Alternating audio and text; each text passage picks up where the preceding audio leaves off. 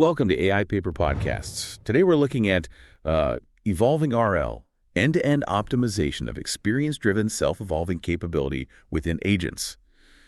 And this is brand new work from researchers at Changshu Inc. and Peking University. Yeah, it's a really exciting one. It is. So here's the 60-second summary for those of you pulling insights for your own models.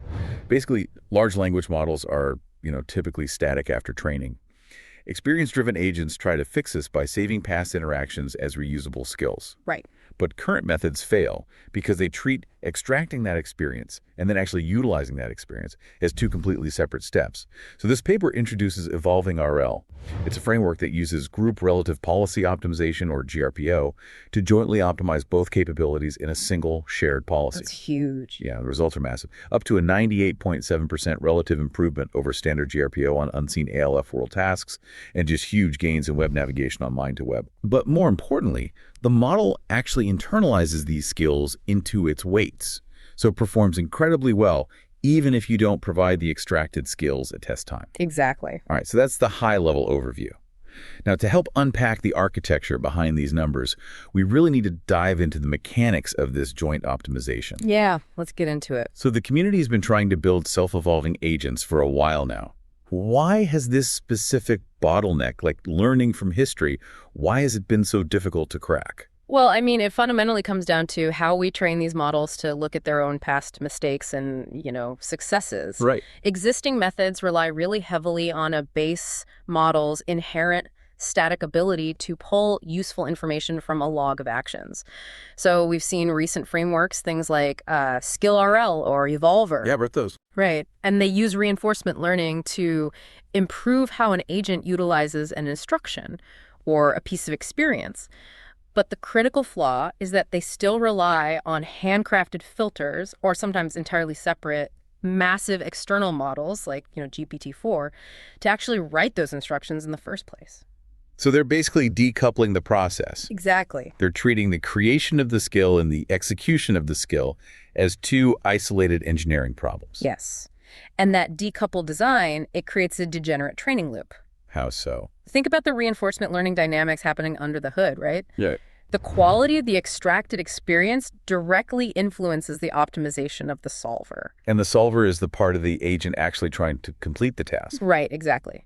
So when the provided experience is noisy, meaning, the extracted skill is poorly formatted or misleading, conditioning the solver on that noisy text introduces a massive amount of variance into the optimization process. Because the solver is trying to learn a consistent policy, but the target keeps moving. Yeah. Like the instructions it receives just change in quality from one iteration to the next. Exactly. And the RL optimization process is, it's fundamentally lazy, right? Right. It's always looking for the path of least resistance to maximize the reward.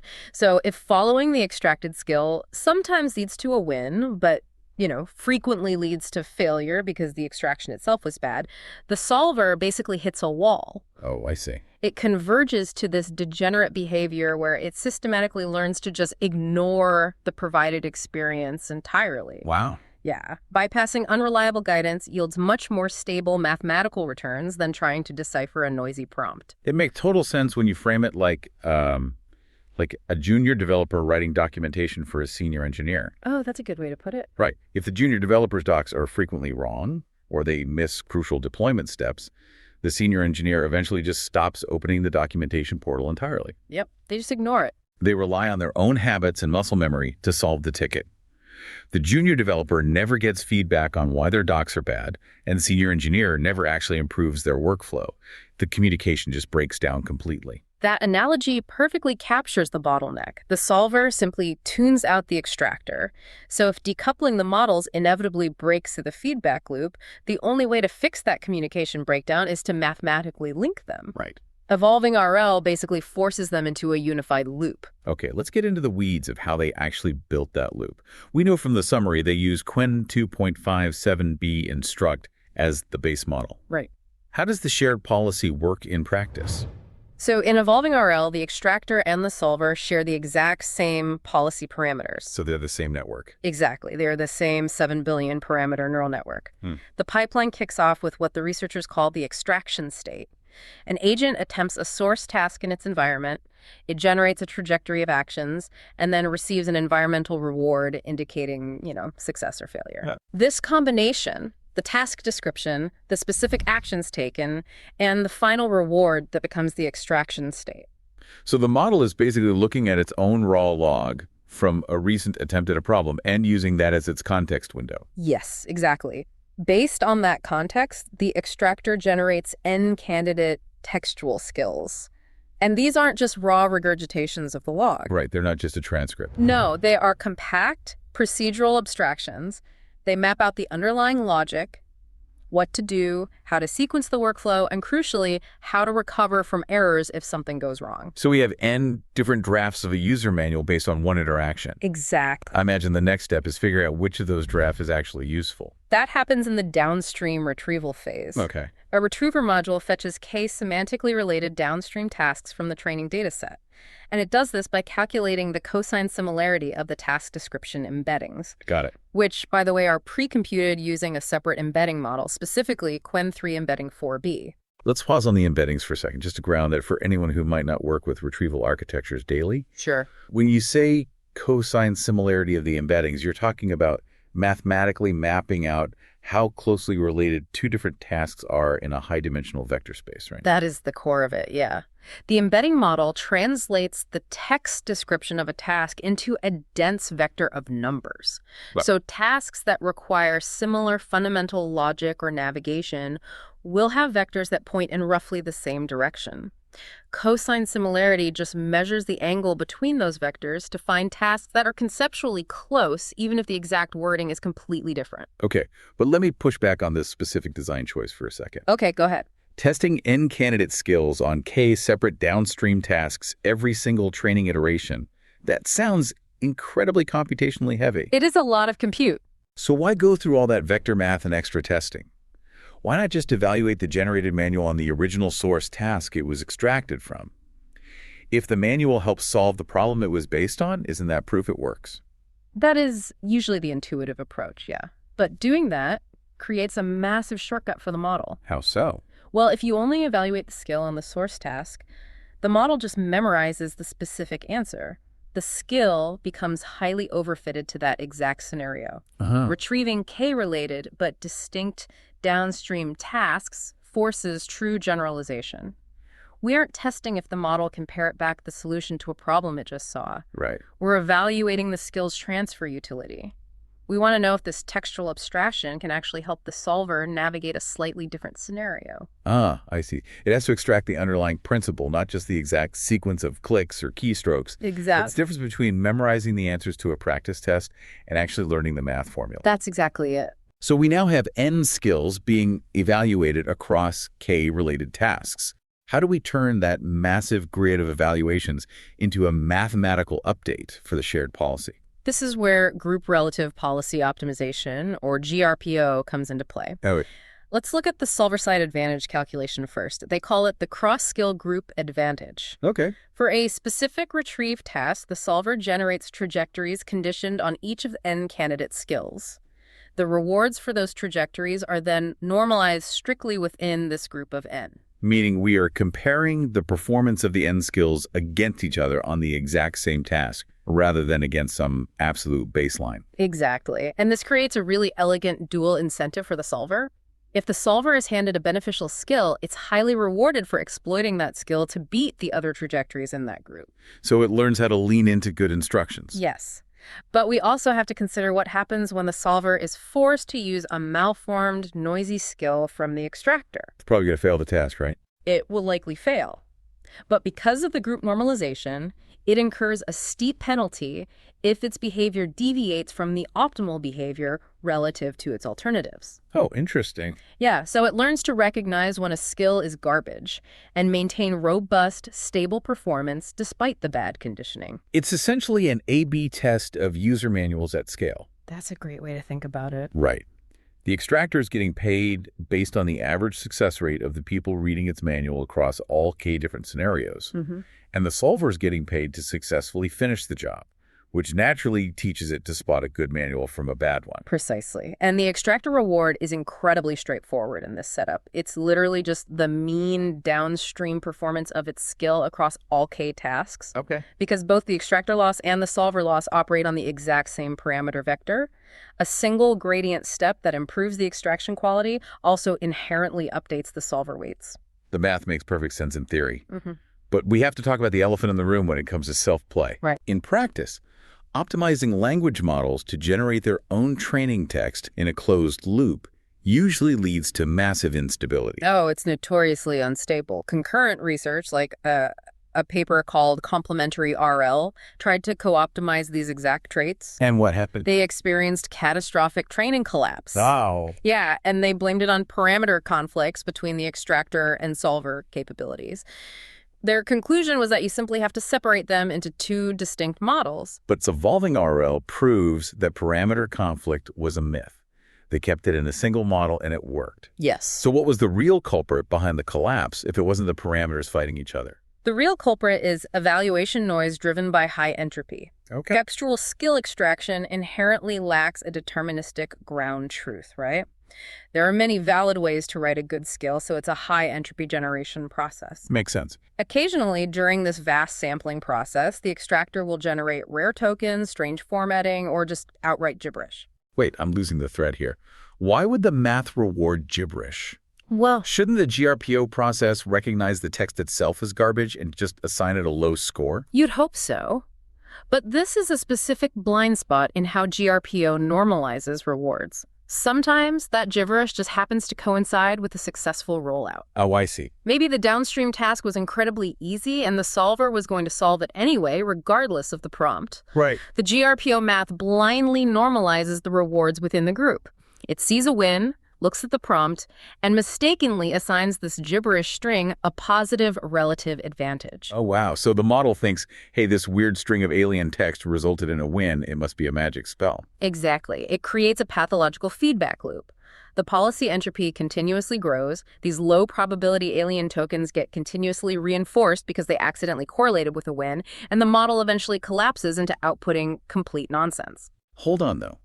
In standard reinforcement learning pipelines, don't we explicitly add an entropy regularization term to the objective function to encourage exploration? We do, yeah. Like you usually want the model to try new things and not get stuck in a rut. Right. Standard RL usually has a positive entropy coefficient to keep the policy from collapsing into a single deterministic action too early.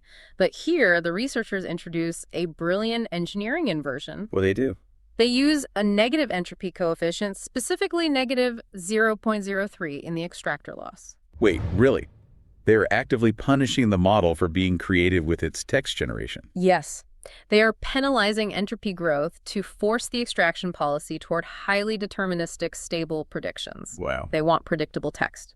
When you pair that negative entropy penalty with a simple rule-based filter one that assigns an absolute zero reward to any skill containing abnormal characters, the coevolution becomes entirely stable within a single model. That's wild. Yeah, it eliminates the evaluation noise and completely negates the need for decoupled architectures. That is such a clever inversion of standard RL practices. It really is. So let's look at what this actually means for practitioners. We've stabilized the training loop. The model isn't outputting alien text, and the extractor and solver are happily co-evolving. Right. What do the final benchmarks look like? The data is exceptionally strong across different domains. They tested on ALFWorld, which is it's a text-based embodied environment where the agent has to navigate rooms, open drawers, manipulate objects, that sort of thing. Okay. On unseen tasks, the model was not trained on the standard GRPO baseline achieves a 44.6% success rate. Right. Evolving RL jumps to an 88.6% success rate. Practically doubling the performance on out-of-distribution tasks is a massive leap. And that environment requires complex multi-step reasoning, right? Exactly. And the gains hold up in more chaotic environments, too. They tested on Mind2Web, which is a real-world web navigation benchmark. Oh, that's tough. Yeah, an agent has to deal with dynamic DOM trees, changing buttons, unpredictable pop-ups. Oh. Evolving RL showed huge cross-task and cross-website improvements in accuracy there as well. Really proving the skills generalized to highly noisy interfaces. Yes. But, you know, the detail that really caught my eye wasn't the primary setup. It was an ablation study they ran. Oh, the ghost skills. Yes. What happens when you remove the extracted skills entirely at test time? Even if you don't inject the manual into the prompt when you evaluate the model, the evolving RL model still hits an 81.1% success rate on those unseen ALFWorld tasks. Yeah, this phenomena is often referred to as ghost skills or experience augmented RL. How was it doing so well without the very manual it just spent all this compute learning how to write and read? Because the training process physically alters the model's fundamental representations, during the RL training, the shared policy is repeatedly exposed to these high-quality procedural guidance contexts. By constantly reading and executing these structured workflows during millions of training steps, the model's parameters internalize the reasoning. Wow. It absorbs the procedural regularities directly into its base weights. It's like a mechanic who has read the repair manual so many times, they don't even need to open the toolbox drawer to look at it anymore. Right, that's exactly it. The diagnostic knowledge is just baked into their brain. And we know these aren't just hidden, unreadable internal activations. The text skills the evolving RL model produces are highly readable and explicitly transferable to other models. Yeah, the cross-policy transfer numbers prove that. If you take a skill generated by the evolving RL model and you just hand it to a completely untrained base model, like a Quinn model that hasn't seen any of this GRPO training. right, its success rate jumps from 45.5% to 60.4%. It's amazing. The manual is objectively well written for any AI to read. It proves that evolving RL isn't just creating some private, bizarre communication protocol between its own internal extractor and solver. It is generating universally useful semantic abstractions of the tasks. The case study they included in the paper really brought this home for me. They looked at a specific task where the agent has to put the vase in the safe. Oh, yeah, that's a great example. Right. If you ask the raw base model to extract a skill from a trajectory of that task, it writes a completely flawed manual. Totally flawed. It misorders the steps, telling the agent to go to the safe before securing the vase, and it entirely forgets to include the instruction to actually pick up the vase. It fails at basic procedural logic, which is why decoupled systems break down. But the skill extracted by the evolving RL model perfectly maps the workflow. Yeah. It clearly states, identify object location, systematically search the room, pick up the object using hands, navigate to the target location, and place the object gently. It's a flawless, executable workflow. It captures actionable regularities, what to do, when to intervene, and how to sequence it. By unifying extraction and utilization into one shared policy, the framework guarantees that the skills being generated are actually useful for solving problems, not just summarizing logs. So what does this actually mean for your own AI workflows? Treating experience extraction and experience utilization as a mathematically coupled process is clearly a major key to unlocking self-evolution in LLMs. Absolutely. By using GRPO to evaluate skills across multiple downstream tasks, and critically stabilizing the whole thing by penalizing entropy rather than encouraging it. A relatively small 7 billion parameter model can teach itself highly transferable procedural abstractions. And if we pull back and look at the broader landscape of AI architecture, this raises an incredibly provocative question. What's that? Right now, the industry is entirely obsessed with dynamic orator retrieval augmented generation. We operate on the assumption that agents will always need to pull external context or read from a vector database at inference time to solve complex, novel problems. Right, prompting the model with its past experiences every single time it boots up. Exactly. But if a model can internalize procedural workflows into its base weights so effectively during this kind of RL process, to the point that it hits 81.1% success without even needing the textual skill prompt at test time. Right. Does the future of autonomous agents rely on prompting at all? Or will future agents simply run an evolving RL sleep cycle overnight? Oh, wow. Will they just process their daily interactions, co-evolve their extraction and utilization networks, and permanently bake their daily experiences directly into their parameters while we sleep? An overnight sleep cycle for AI. That is a wild thought to leave off on, but the math here absolutely supports that trajectory. It really does. Well, thank you for joining us on this deep dive into evolving-RL. If you want to dig into the math or try running the coevolution loop yourself, remember to check out the GitHub repo linked directly in the paper's abstract. We will see you next time on AI Paper Podcasts.